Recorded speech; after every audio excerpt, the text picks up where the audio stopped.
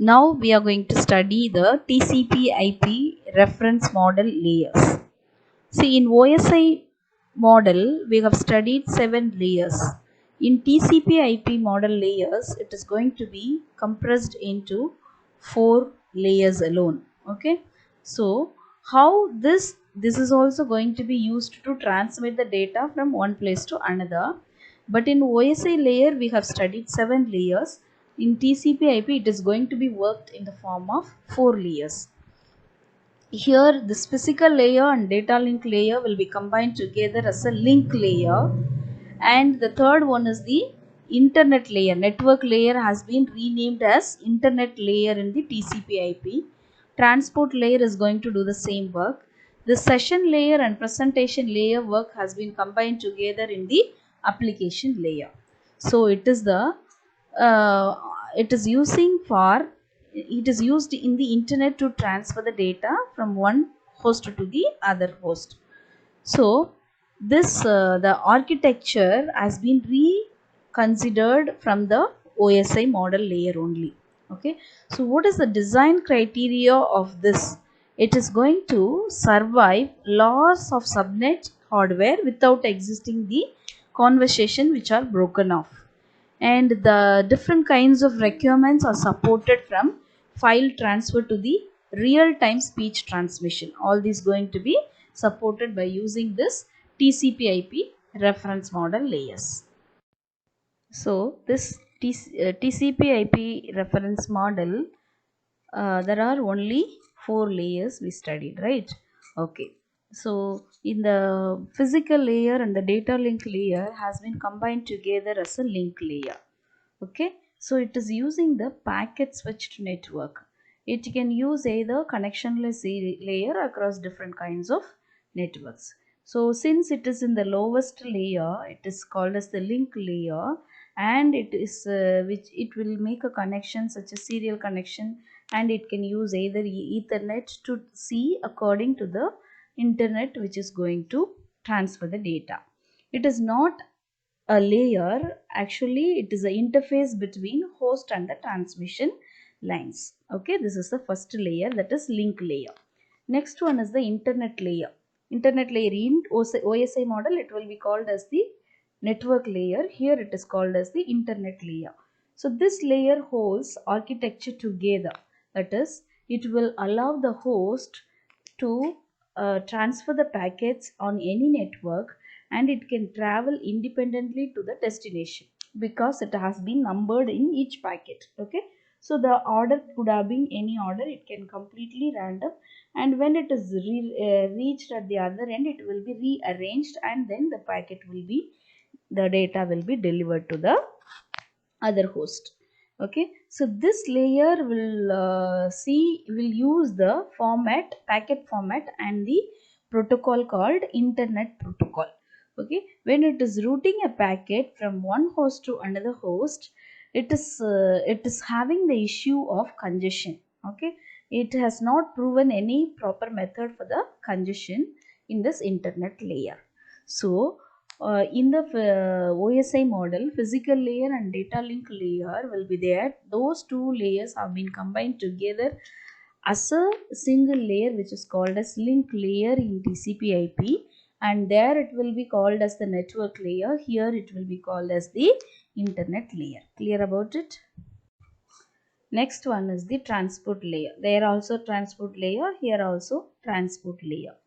In this transport layer, it allows the source and destination to carry the conversation. Okay, so it is using two different protocols. One is the transmission control protocol, the other one is the user datagram protocol. This transmission control protocol is a reliable connection oriented protocol which is used to transfer the byte stream data without an error on the other machine of the internet. So how it can send the data without the error? It segments incoming byte stream into discrete messages. It will be dividing it, and it will be passes each one to the internet layer. At the receiver, again the TCP reassembles all the received messages, and this flow control mechanism is also there, to ensure whether it is the fast sender and the fast receiver. If there is a fast sender and a slow receiver, there will be congestion. Okay, so that will be called as the flow control. So that can be controlled by using this transmission control protocol. Next one is the user datagram protocol. It is unreliable connectionless protocol. For application which need not require the sequence flow of control, it can be used. For widely used for one shot, that is client server type request and reply queries. For that and all, this will be used, and it will deliver the message with accurate information. That is, it can be used either for speech or video. So these are all the two different protocols which are used in the transport layer. Next layer is the application layer. It includes the session and presentation functions together.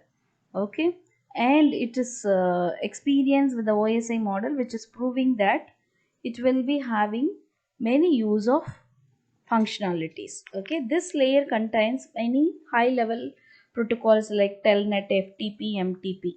Telnet is nothing but a virtual terminal which is going to be used as the machine. Okay, and file transfer protocol, smtp, is nothing but a simple mail transfer protocol which is used for electronic mail. And many other protocols have added in the figure. You could have seen in the link layer it will be DSL, SONET 8.802.1 and the Ethernet.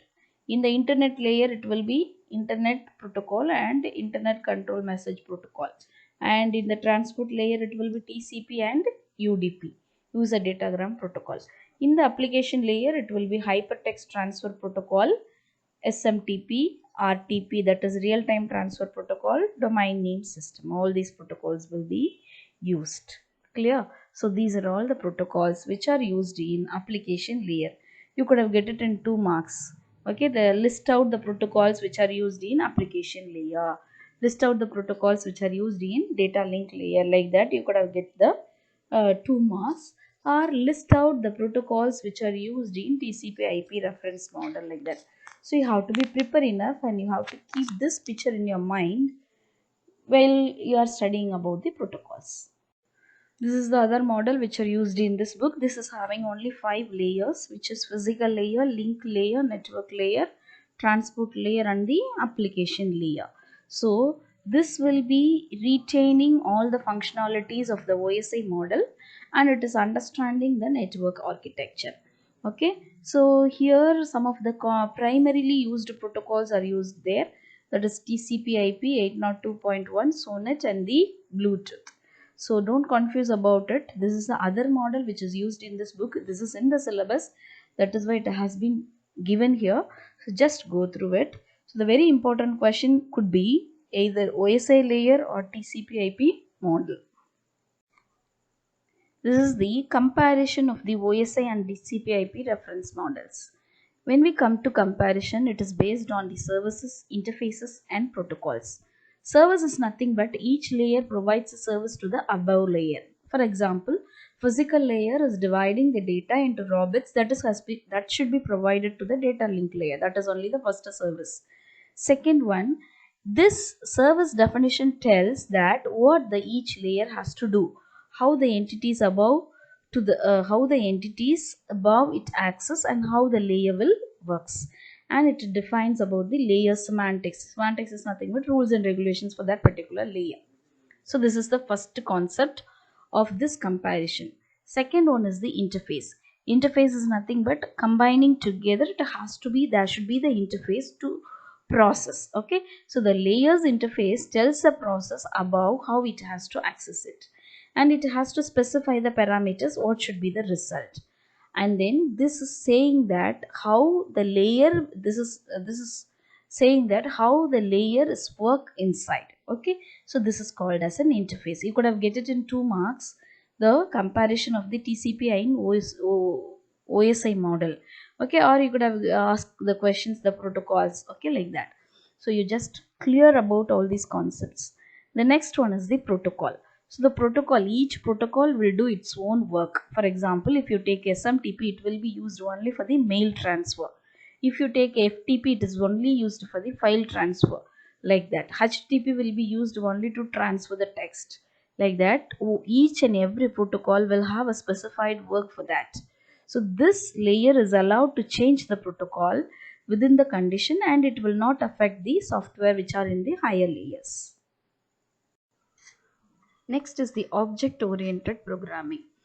So this object-oriented programming ideas have also been fit with this layer networks. Okay, so here set of methods, set of data have been combined together into a single object that is going to be transferred as a protocol which is not visible, which could be a program. Okay, so this will provide the set of services through the objects interface. Okay, so if you take this model, each and everything will have the services, interfaces and protocols. So this TCP IP model was also like OSI model. So this model better hidden the TCP IP model and replaced relatively with the latest technology. And this model was devised before the corresponding protocols were invented. Now we are going to learn about the critical of the OSI model and the protocols. What is critical? Evaluation. Okay, evaluation of the OSI model and the protocols. When we evaluate it, it is having some bad timing, bad technology, bad implementation and bad politics. What are they? We will study one by one. So first one is the bad timing. You can see the picture. In the picture we can say that if you are taking this research, for that it is taking much time. Okay, when we are using the standards also, and investment is also very high. So according to the activities, research activities, for the research and also for the investment, it is very high. Next one is the bad technology. So it is having some of the protocols. So each and every layer is having some technical parts. So the succinct layer and the presentation or layer, really it is going to just present the data. This network layer and the data link layer is having the overwork. So this model is associated with the service definition of the protocols.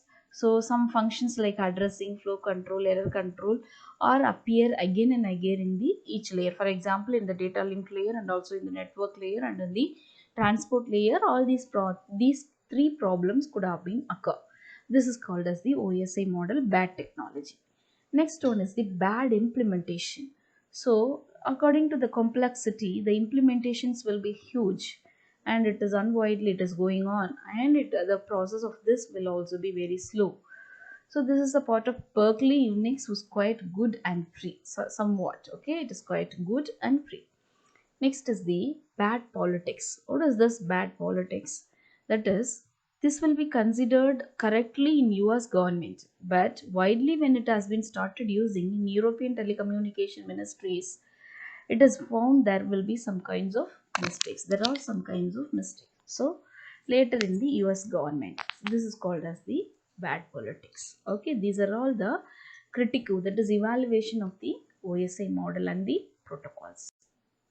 Next is the example of networks. There are different types of networks: Internet, ARPANET, NSFNet, third generation mobile networks, wireless LAN 802.11, RFID and sensor networks.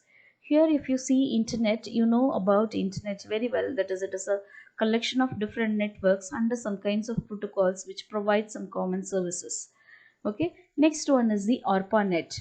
ARPANET is nothing but the Advanced Research Project Agency will be using the network that is called as the ARPANET. Here they are using IMP, that is Internet Message Protocol, like that. They are using different kinds of protocols between the subnets to transfer the data.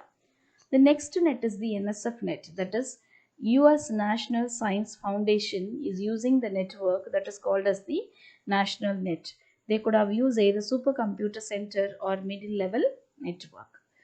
The remaining we will see in the next slide. Next one is the wireless LAN 8.802.11, which is a kind of protocol between the LAN connection. It has to be used to transfer the data from one computer to the another computer. The range could be within 10 meter, the 100 meter or something. Next one is the RFID sensor networks. So this RFID sensor networks are used every day in our many kinds of objects. So for example, in the system, you could have RFID reader at your home, and you can fix it at your pet animal or book or something where you want. Where is it? It can be identified easily through the sensor. Next one is the standardization.